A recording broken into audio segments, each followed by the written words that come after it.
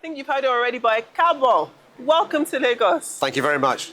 Now, I heard you refer to Yaba as perhaps Yabacon. Yeah.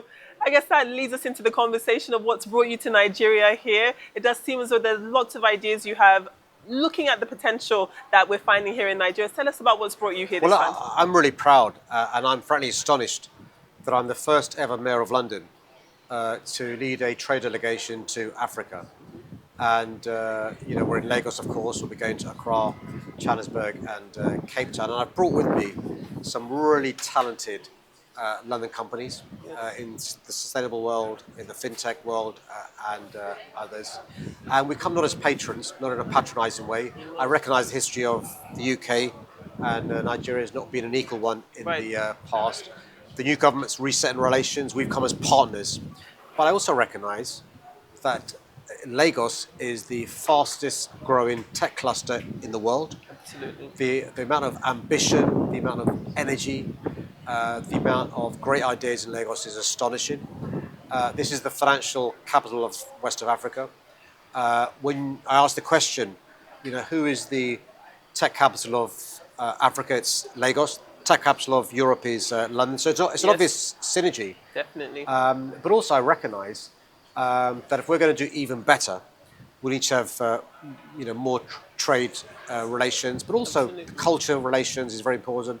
Sports, fashion, and that's the joy of Lagos and the joy of London. Yeah, so I'm so glad you mentioned all of these different industries. You talked about the creative side of things, and our location is definitely intentional behind that. The John Randall Museum is just wonderful, so I'm happy that you've been able to see that. And then you also mentioned sports, and talking about the links between Nigeria and London, or Lagos and London, definitely Nigeria and London. You've got the likes of Bukayo Saka, who is a Londoner and a Nigerian, and Anthony Joshua too. So there are already really great ties there. But let's talk about startups. As you've already hinted, Nigeria, Lagos too, it's been able to really craft a lot of the talent here. And we saw that you had Inyoluwa Aboyeji on stage with you, and he is obviously at the helm of two very, very special companies. And when we're looking at that type of unicorn status, we're hoping that there's something that can continue to prosper across Nigeria. Is that something that's also inspired your journey coming here? Can I just say, anybody watching this or listening to this should be so hopeful about the future of Lagos. I can say that based on the evidence of London. So about 10 years ago, we had a part of London called Old Street. There's a roundabout there. And that was known colloquially as Silicon Roundabout because the ambition was to have tech flourishing and thriving in London. Tech was very, very early stages. And we now have more than 120 unicorns in London on the way to 200 very, very quickly. Fintech, edtech, clean tech, edtech, legal tech, fashion tech, and I could go on.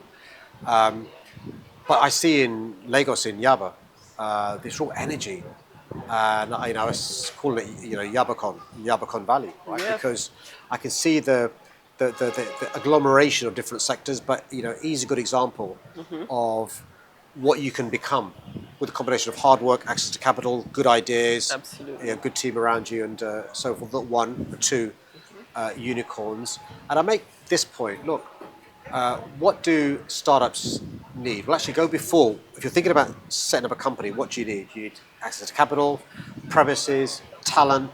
How do you employ people? Absolutely. And so we've set up in London something called, Grow London. It's a one-stop shop if you're a startup in London, how to set up, start up, scale up, accelerate, and so forth. We've also got a Grow London Global. So if you're thinking of coming to London, we provide a concierge service how to come to London. Because I can see the benefits to London and Lagos by us working closer together. An amazing stat I discovered before I came. I looked at the New York Stock Exchange. Everyone talks about New York and America. The New York Stock Exchange has 7 African companies listed in New York. We have 120 in London, right? So there's a reason for that. Our diaspora helps, not just great boxers and great footballers, great authors, Bernardine Evaristo, great people in fashion, but great tech people, great business people, great entrepreneurs. Often, though, the challenge they have as Londoners is the same challenge businesses have here. How do I get capital? Correct. And you know as well as I do, if you're a female founder, if you're a minority, it's often difficult to access capital at good terms. So we're going to help you do that. And that's why this trip is so exciting. We've been here one day Already some of our team have made deals with with others in Lagos. That's really exciting. That's in one day.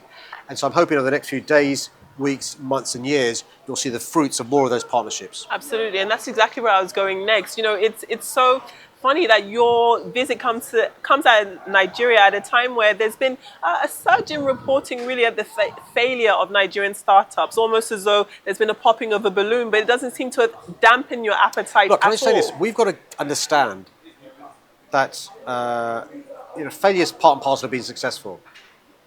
We can't stigmatize failure. Look at all the best businesses around the world that we've heard of, from Richard Branson's Virgin, Steve Jobs' Apple. There are many examples I can give you.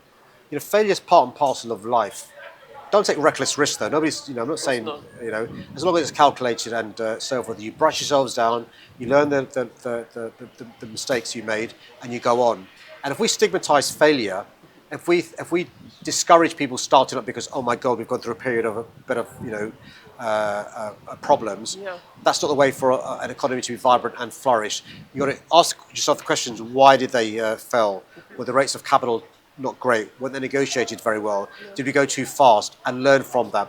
And one of the things we do in London is provide that mentoring and that support. I know that unicorns here are doing it as well. An amazing piece of information I was told this morning. Across Africa, depending who you believe, between 7 and 20 unicorns, most are based in Lagos. Right. There's a reason for that.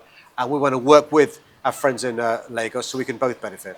Wonderful. And before we let you go, because I know you have a very, very busy schedule, I'm so happy you touched on the Nigerian diaspora in the United Kingdom. It almost feels as though certain parts of South London, East London, you feel like you're in Lagos already. Oh, so the rivalries, friendly rivalry. There is.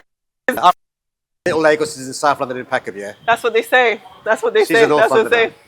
That's me. That's me. And it's so funny because that's exactly it. You got the South and East London Nigerians, and you got the Northwest London Nigerians. I mean, look, we have in London, as I said, the most diverse city in the world. We have, in a conservative estimate, 150,000 Londoners of Nigerian origin. They're really proud of being a Londoner, as you should be, of Nigerian origin. Correct. Of whatever your culture is or your ancestry, and that's really important. I think you can have multiple identities. There should be no hierarchy when it comes to your pride, and that's why I'm really pleased to be here at the John Randall Centre.